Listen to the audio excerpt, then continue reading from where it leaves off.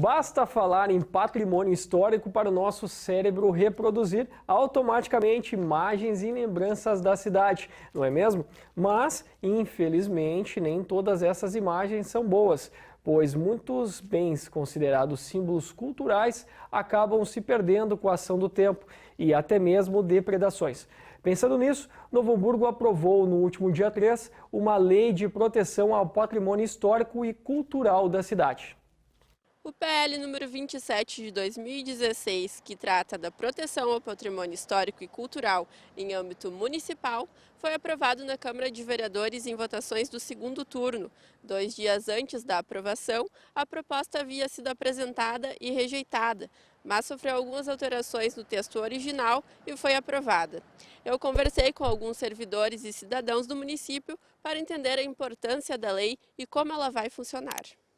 O que essa lei traz? Ela traz um rito para que o poder público possa declarar aquele bem de interesse de preservação através do inventário, não só através do tombamento, né?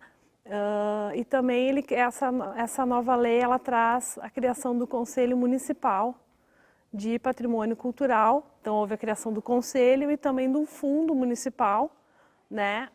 Que é onde esse valor pode ser empregado exclusivamente nas questões atinentes ao patrimônio cultural, seja na preservação de determinado bem, seja na atualização dos profissionais do poder público que lidam nessa área ou na instituição de campanhas educacionais e assim por diante.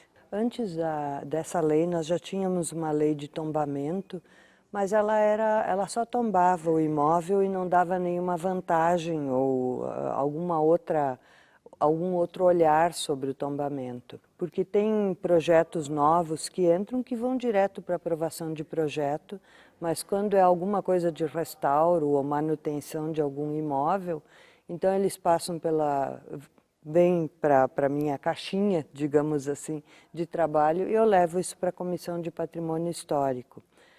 Agora, com a criação do Conselho, eu acho que nós vamos ter um agregado melhor quando tiver alguma coisa que é mais polêmica, tá? Porque vai ter a sociedade civil também se manifestando e não só o órgão público dando o parecer dele. Hannelore destaca que, além das garantias conquistadas com a criação do Conselho e do Fundo Municipal de Proteção ao Patrimônio Histórico e Cultural, a lei contribui para a valorização dos bens tombados ou em processo de tombamento.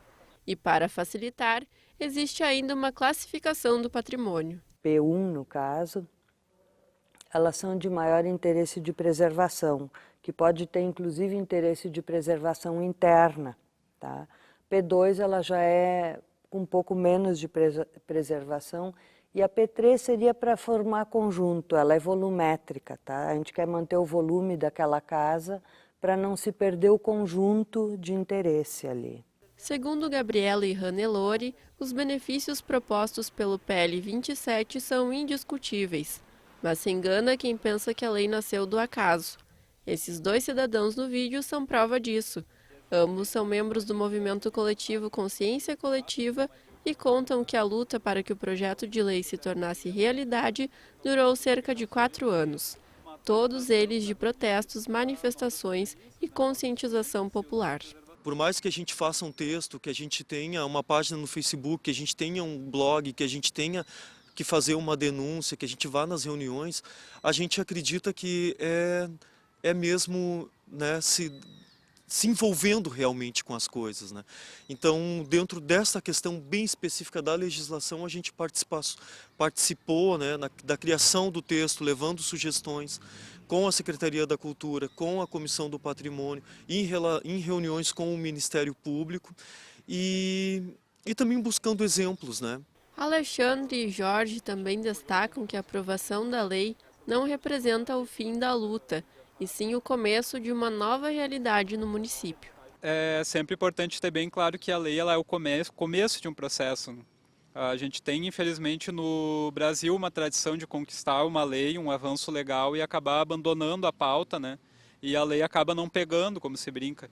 Então é bem importante assim, que a comunidade interessada na preservação do patrimônio ela esteja bem engajada e ocupe esses conselhos, né? Ocupe esses espaços, acompanhe a aplicação dessa lei, porque agora é apenas o começo. O município começa a estruturar a possibilidade de ter uma política de preservação municipal, que até hoje o município não tem.